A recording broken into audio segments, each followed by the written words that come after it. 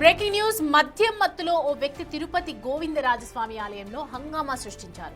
స్వామివారి ఏకాంత సేవ ముగిసిన అనంతరం భద్రతా సిబ్బంది కళ్లుగప్పి ఆలయంలోకి ప్రవేశించాడు కుత్తడి తిరుపతి అనే వ్యక్తి. అనంతరం మహాద్వారం లోపల ఉన్న గోవిందరాజస్వామి ఆలయ గోపురం పైకి ఎక్కి అక్కడున్న కళాశాలలు లాగి ప్రయత్నం చేయడం కలకలం రేపింది. ఆలయ సిబ్బంది పోలీసులు రంగంలోకి దిగి ఆలయం గోపురం పై నుంచి అతడిని దించేందుకు తీవ్రంగా ప్రయత్నం చేశారు.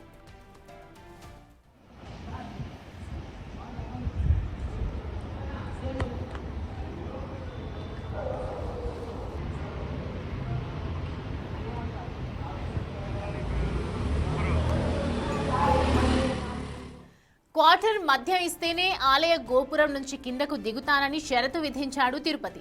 చివరకు గోపురం వరకు ఐరన్ నిచ్చెనలు వేసి తిరుపతిని అదుపులోకి తీస్తున్నారు పోలీసులు, ఫైర్ సిబ్బంది. నిందితుడు కుత్తడి తిరుపతిని నిజామాబాద్ జిల్లా కూర్మవాడలోని పెద్ద మల్లారెడ్డి కాలనీకి చెందిన వ్యక్తిగా గుర్తించారు. తిరుపతిని అదుపులోకి తీసుకున్న పోలీసులు ఈస్ట్ పిఎస్ కు తరలించారు. విచారణ తర్వాత అన్ని విషయాలు బయటకు వెల్లడిస్తామన్నారు తిరుపతి ఈస్ట్ డీఎస్పీ భక్తవత్సలం.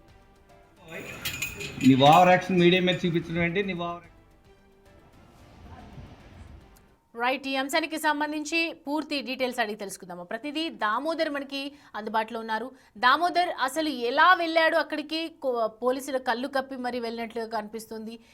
ఎలా ఎక్కాడు పైకి అనేది పెద్ద సస్పెన్స్ గా, మేజర్ క్వశ్చన్ గా తెలుస్తుంది. ఏంటి డీటెయిల్స్?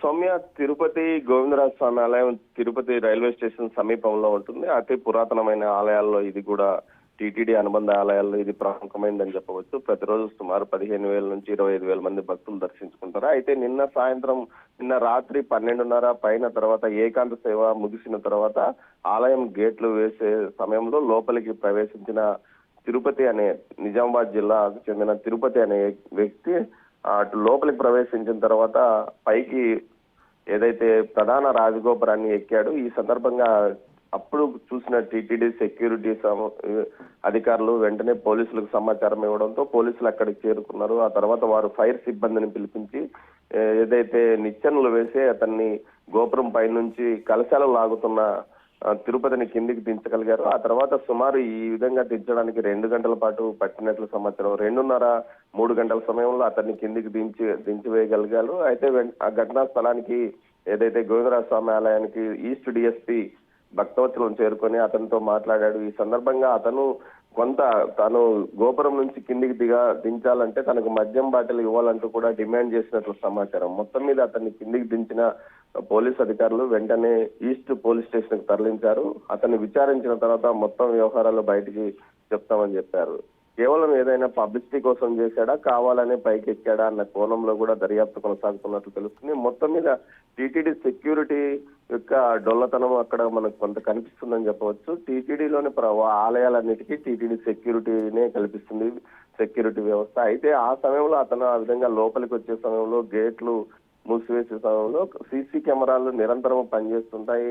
సీసీ కమాండ్ కంట్రోల్ వద్ద ఉన్న వ్యక్తులు దాన్ని పరిశీలించారా లేదా, లేకపోతే నిరంతరం వాటిని చూస్తున్న వ్యక్తులు ఎందుకు పట్టించుకోలేదు అన్న విషయాన్ని కూడా టీటీడీ ఉన్నతాధికారులు సీరియస్ గా తీసుకున్నట్టు తెలుస్తుంది. మొత్తం మీద అయితే ఇది కొంత సంచలనం కలిగించని చెప్పవచ్చు. అర్ధరాత్రి ఏదైతే ఏకాంత సేవ ముగిసిన తర్వాత ఆలయానికి తాళం వేయడం ఆనవాయితీ. అయితే ఏకాంత సేవ జరుగుతున్న సమయంలో లోపలికి వచ్చి దాక్కున్న తర్వాత పైకి ఎక్కి ఈ విధంగా హల్చల్ చేశాడా అన్న కోణంలో కూడా పోలీసులు విచారిస్తున్నారు. సౌమ్య, దామోదర్, గోపురం పైకెక్కడం అనేది ఒకవైపు పోలీసుల తప్పిదమా లేదంటే అతని తప్పిదమా అనే కన్నా మీరు అన్నట్లుగా టెక్నికల్ గా ఎంత ఉన్నప్పటికీ సీసీ కెమెరాస్ కావచ్చు, అక్కడ అంత టెక్నాలజీ డెవలప్డ్ గా ఉంది అని చెప్తూ ఉన్నారు. అయినా ఎందుకని పోలీసులు గుర్తించలేకపోయారు అని అనుకోవచ్చు? సౌమ్య, పోలీసులు కాకుండా ఇక్కడ టీటీడీ సెక్యూరిటీ అధికారులు, టీటీడీ సెక్యూరిటీ విజిలెన్స్ మాత్రమే నిరంతరము ఆలయాన్ని పర్యవేక్షిస్తుంటారు. అక్కడ సెక్యూరిటీగా కూడా టీటీడీ నియమించిన సెక్యూరిటీ సిబ్బంది ఉంటారు.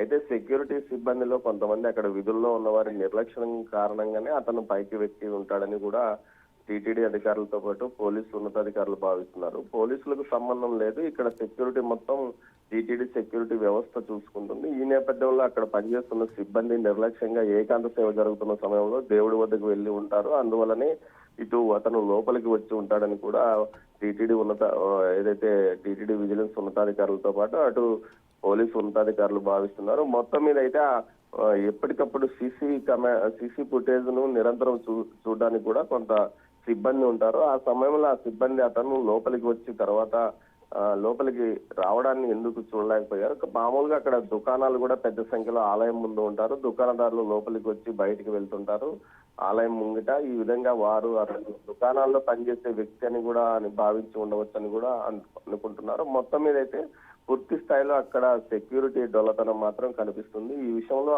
ఆ తర్వాత అతను పై గోపురం వరకు ఎక్కడానికి ఏ విధంగా ప్రయత్నించాడు, అంతవరకు ఎందుకు చూడలేదు అన్న కోణంలో కూడా ఇప్పుడు టీటీడీ విజిలెన్స్ ఉన్నతాధికారులతో పాటు పోలీసు ఉన్నతాధికారులు భావిస్తున్నారు. అందుకు తగ్గట్టు ఎవరైతే అక్కడ విధుల్లో ఉన్నారో అటు సీసీ కెమెరాల కమాండ్ కంట్రోల్ తో పాటు ఇటు ఏదైతే ఆలయం వద్ద నిన్న సాయంత్రం నుంచి బందోబస్తు విధుల్లో ఉన్న సిబ్బందిని కూడా పిలిపించి విచారిస్తున్నట్టు తెలుస్తుంది. మొత్తం మీద అంటే తిరుపతిలో అతిపెద్ద రాజగోపురం ఏదైతే గోవిందరాజస్వామి ఆలయం అని చెప్పవచ్చు. అలాంటి గోపురం పైకి ఎక్కడానికి అతను ప్రయత్నించడం, ఆ తర్వాత మద్యం కావాలని డిమాండ్ చేయడం, కావాలని ఏదైనా క్రియేట్ చేసుకోవడానికి హల్చల్ చేయడానికి ఈ విధంగా ప్రయత్నించడా, లేకపోతే మద్యం మత్తులో ఉన్నాడా అన్న కోణంలో కూడా విచారణ చేస్తున్నామని డిఎస్పీ తెలిపారు.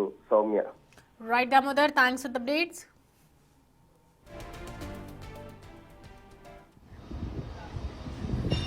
ఆడ చిన్నది